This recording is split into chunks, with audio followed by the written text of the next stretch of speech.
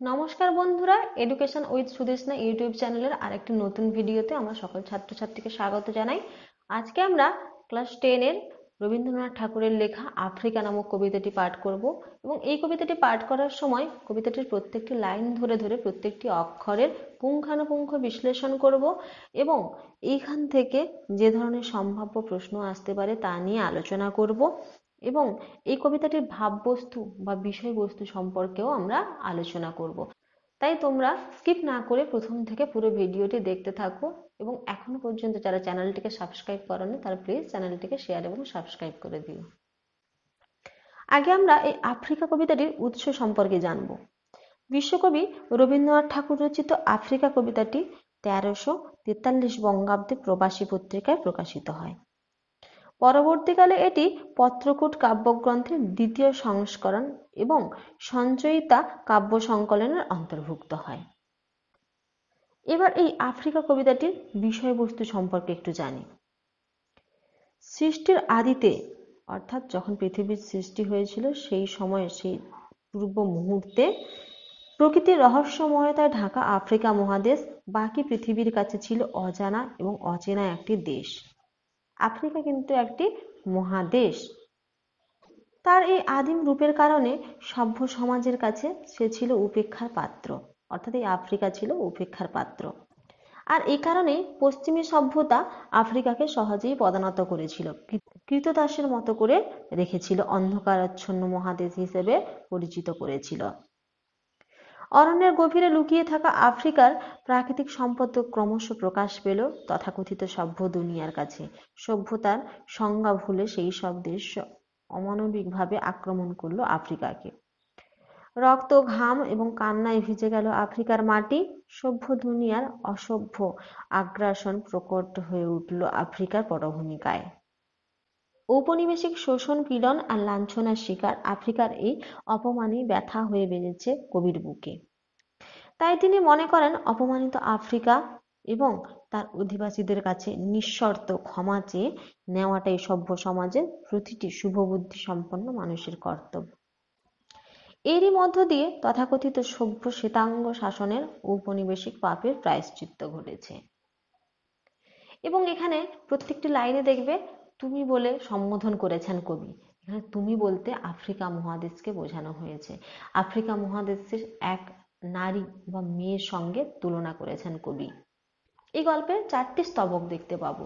প্রথম স্তবকে রয়েছে আফ্রিকার জন্ম বৃত্তান্ত এবং দ্বিতীয় স্তবকে রয়েছে জন্মের পর আফ্রিকা কেমনভাবে নিজেকে গড়ে তুলেছে বা সাজাচ্ছে তার কথা, এবং তৃতীয় স্তবকে জানতে পাবো সভ্য ইউরোপীয়, অর্থাৎ এই যে বললাম না যে পাশ্চাত্য সভ্য দেশ, সেই পাশ্চাত্য সভ্য দেশ বলতে ইউরোপীয় দেশগুলোকে বোঝানো হয়েছিল। সেই ইউরোপীয় দেশের নজরে পড়ে আফ্রিকা। তারপর আফ্রিকার মানুষকে তারা কৃতদাস বানিয়ে লুট করতে চায়, সেখানে তারা সাম্রাজ্য বিস্তার করতে চায়, তাদের সাম্রাজ্যবাদী শক্তি সেখানে তারা প্রকটভাবে প্রতিফলিত করতে চায়। চতুর্থ স্তবকে দেখব কি, একদিকে সাম্রাজ্যবাদীদের পৈশাচিক অত্যাচার এবং অন্যদিকে সুন্দরের আরাধনা, অর্থাৎ আফ্রিকায় যে সৌন্দর্য আছে তার আরাধনা। তাই তিনি আফ্রিকার কাছে যুগান্তরের কবিকে ক্ষমা চাইতে বলেছেন। এবার আমরা মূল কবিতায় আসি। উদ্ভ্রান্ত সেই আদিম যুগে স্রষ্টা যখন নিজের অসন্তোষে নতুন সৃষ্টিকে বারবার করেছিলেন বিধ্বস্ত। উদ্ভ্রান্ত মানে কি, দিক বিদিক হারা। আদিম যুগ অর্থাৎ প্রাচীন যুগে স্রষ্টা অর্থাৎ যিনি সৃষ্টি করেছেন ভগবান ঈশ্বর, তিনি যখন নিজের প্রতি অসন্তোষ অর্থাৎ নিজের প্রতি যখন তার ঘৃণা জন্মে গিয়েছিল, নতুনকে সৃষ্টি করবার জন্য বারবার তিনি বিধ্বস্ত হয়ে গেছিলেন, অর্থাৎ বারবার তিনি নিজেকে মনস্থির করতে পারছিলেন না যে নতুনকে কিভাবে সৃষ্টি করব, এবং নতুনকে সৃষ্টি করতে গিয়ে বারবার তিনি ভেঙেছেন। তার এই অধৈর্যে ঘন ঘন মাথা নাড়ার দিনে রুদ্র সমুদ্রের বাহু প্রাচীন ধরিত্রীর বুকের থেকে ছিনিয়ে নিয়ে গেল তোমাকে আফ্রিকা। তার এই অধৈর্য অর্থাৎ সৃষ্টিকর্তার যে এই অধৈর্য, ঘন ঘন ভাঙা গড়ার যে খেলা, তার এই রুদ্র অর্থাৎ ভয়ঙ্কর যে সমুদ্রের বাহু, সমুদ্রের ঢেউয়ে সমুদ্রের জলে যে সবকিছু ধুয়ে মুছে পরিষ্কার করে দিয়েছিল। প্রাচী কথাটির অর্থ হলো পূর্ব দিকে। সেই প্রাচীর ধরিত্রী, ধরিত্রী কথাটির অর্থ হলো পৃথিবী, সেই পূর্বের পৃথিবীর বুকের থেকে ছিনিয়ে নিয়ে গেছিল তোমাকে, অর্থাৎ এই আফ্রিকা তোমাকে ছিনিয়ে নিয়ে গেছিল সৃষ্টিকর্তা। বাঁধলে তোমাকে বনস্পতির নিবিড় পাহারায় কৃপণ আলোর অন্তরূপে। বাঁধলে কথাটির অর্থ হলো বেঁধে রাখা, অর্থাৎ তোমাকে আফ্রিকাকে আষ্টে পৃষ্ঠে করে বেঁধে রাখলো বনস্পতির, অর্থাৎ বনস্পতি কথাটির অর্থ হলো বড় গাছ, বড় গাছের নিবিড় পাহারায়, যেমন বড় গাছ নিবিড় পাহারা দিচ্ছে আফ্রিকা মহাদেশকে, সেইভাবে বেঁধে রাখলো কৃপণ আলোর অন্তরূপে। কৃপণ আলো অর্থাৎ বড় বড় যখন গাছ হয়ে যায় তখন তো ঠিক আলো পৌঁছতে পারে না, কবি এই উপমা দিয়ে বলেছেন তোমাকে এমন ভাবে বড় গাছের আড়ালে বেঁধে রেখেছে, পাহারা দিয়েছে, তোমার কাছে এখনো আলো পৌঁছতে পারেনি, অর্থাৎ আফ্রিকা মহাদেশে এখনো আলো ঢুকতে পারেনি, অর্থাৎ জ্ঞানের আলো ঢুকতে পারেনি। এবার আমরা দ্বিতীয় স্তবকে আসি, যেখানে দেখতে পাবো কি আফ্রিকা মহাদেশ কিভাবে নিজেকে গড়ে তুলেছে।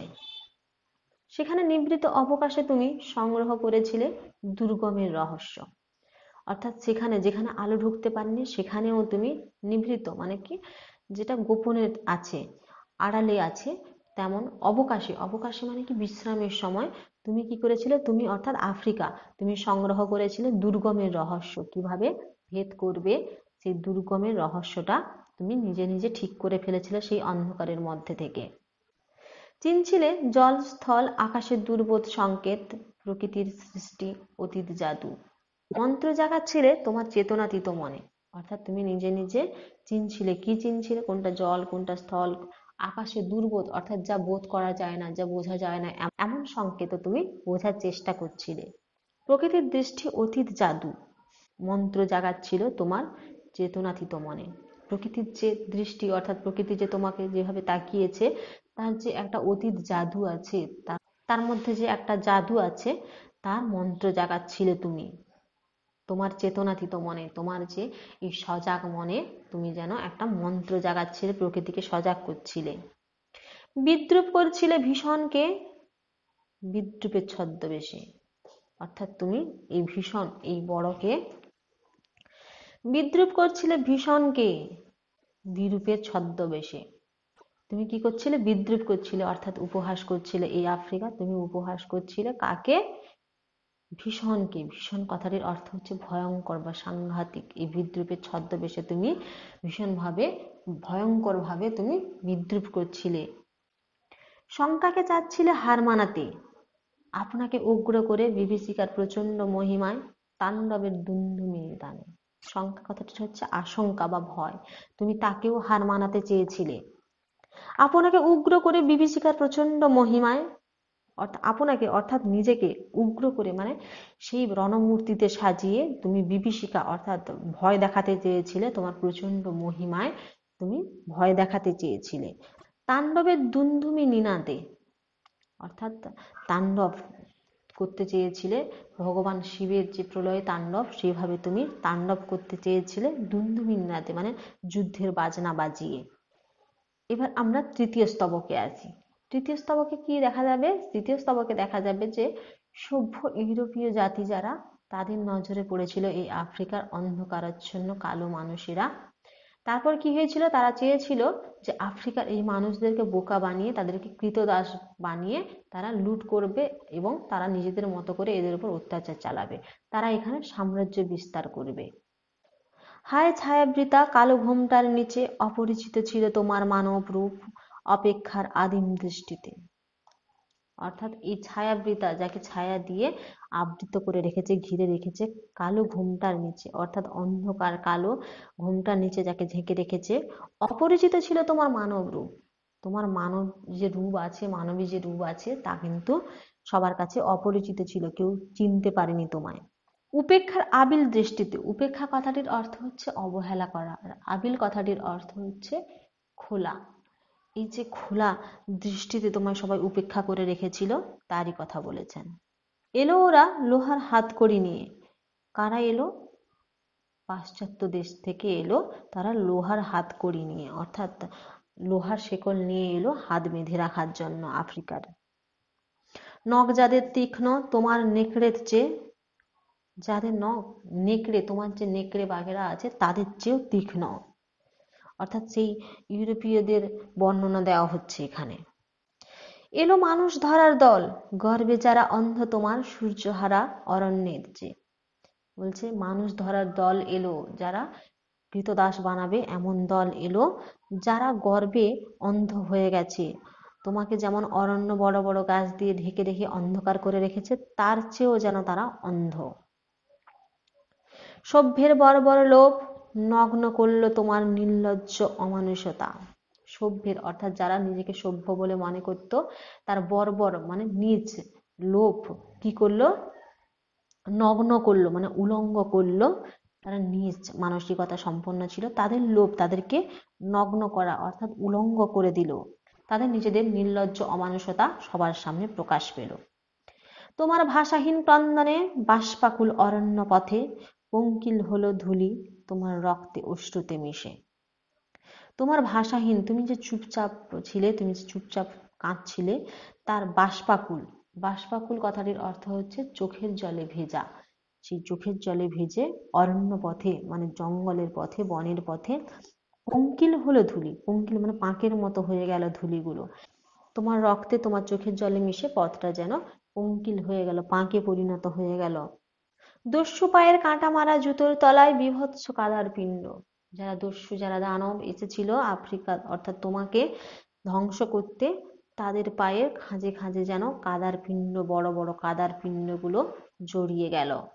চিরচিহ্ন দিয়ে গেল তোমার অপমানিত ইতিহাসে, অর্থাৎ স্থায়ী দাগ রেখে গেল তোমার ইতিহাসে। তোমাকে যে অপমান করেছে তার ইতিহাসে তারা তাদের স্থায়ী দাগ রেখে গেল। এবার আমরা চতুর্থ স্তবকে আসি। এখানে সাম্রাজ্যবাদীদের পৈশাচিক অত্যাচার একদিকে দেখানো হয়েছে, আর অন্যদিকে সুন্দরের, আফ্রিকার সুন্দরের যে আরাধনা তাকে দেখানো হয়েছে। সমুদ্র পারে এই মুহূর্তেই তাদের পাড়ায় পাড়ায় মন্দিরে বাজছিল পূজার ঘণ্টা। সকালে সন্ধ্যায় দয়াময় দেবতার নামে শিশুরা খেলছিল মায়ের কোলে। অর্থাৎ সমুদ্রের পাড়ে কি হচ্ছিল, পাড়ায় পাড়ায় মন্দিরে ঘণ্টা বাজছিল, পুজোর ঘণ্টা বাজছিল, এবং সকালে সন্ধ্যায় দয়াময় অর্থাৎ ভগবান দেবতার আরাধনা চলছিল, শিশুরা খেলছিল মায়ের কোলে। অর্থাৎ এখানে কবি একটা প্রকৃতির সৌন্দর্য, একটা প্রাকৃতিক সৌন্দর্যকে ফুটিয়ে তুলেছেন। কবির সঙ্গীতে বেজে উঠেছিল সুন্দরের আরাধনা। কবির গানের মধ্য দিয়ে সুন্দরের অর্থাৎ নতুনের সৌন্দর্যের আরাধনা বেজে উঠেছিল। আজ যখন পশ্চিম দিগন্তে প্রদোষকাল, ঝঞ্ঝা বাতাসের ঊর্ধ্বশ্বাস। প্রদোষকাল কথাটির অর্থ হলো সন্ধ্যা।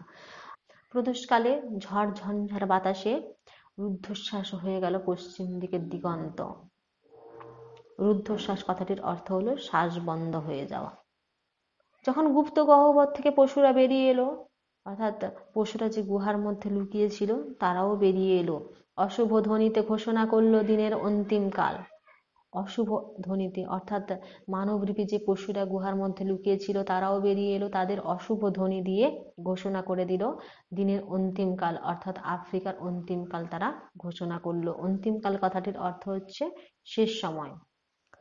এসো যুগান্তের কবি, আসন্ন সন্ধ্যার শেষ রশ্মিপাতে। এই যুগান্তের কবি, এই প্রশ্নটা কিন্তু খুব আসে, কাকে যুগান্তের কবি বলা হয়েছে বা কেন বলা হয়েছে। এসো যুগান্তের কবি, আসন্ন সন্ধ্যার শেষ রশ্মিপাতে। যুগান্তের কথাটির অর্থ হলো যুগের অন্ত, এক যুগের শেষ এবং এক যুগের শুরু, এই সময়কে যুগান্তের বলা হয়। যুগান্তের অর্থাৎ ভগবান, ভগবানকে তিনি যুগান্তের কবি বলেছেন। তিনি বলেছেন এই যে আসন্ন সন্ধ্যা অর্থাৎ সন্ধ্যা যে নেমে আসছে, এর যে রশ্মিটা দেখা যাচ্ছে, এর শুরুতেই তুমি এসো, শেষ রশ্মিপাতে অর্থাৎ রশ্মির শেষে তুমি এসো। দাঁড়াও এই মানহারা মানবীর দ্বারে, বলো ক্ষমা করো। তিনি ভগবানকে বলছেন তুমি যে এতদিন তাকে অন্ধকারে ফেলে রেখেছিলে, তুমি এসে দাঁড়াও এই মানবীর দ্বারে, যার মান হারিয়েছে, যার সম্মান হারিয়েছে, এবং তার কাছে তুমি ক্ষমা চাও, বলো তুমি আমাকে ক্ষমা করে দাও।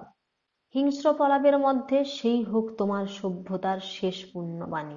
বলছে এই যে হিংস্র প্রলাপ তুমি এতদিন চালিয়েছিলে, তার মধ্যে যেন তোমার শেষ হোক এই পুণ্যবাণী দিয়ে, এই ক্ষমা করো এই পুণ্যবাণী দিয়ে যেন শেষ হোক, এটা তিনি জানিয়েছেন।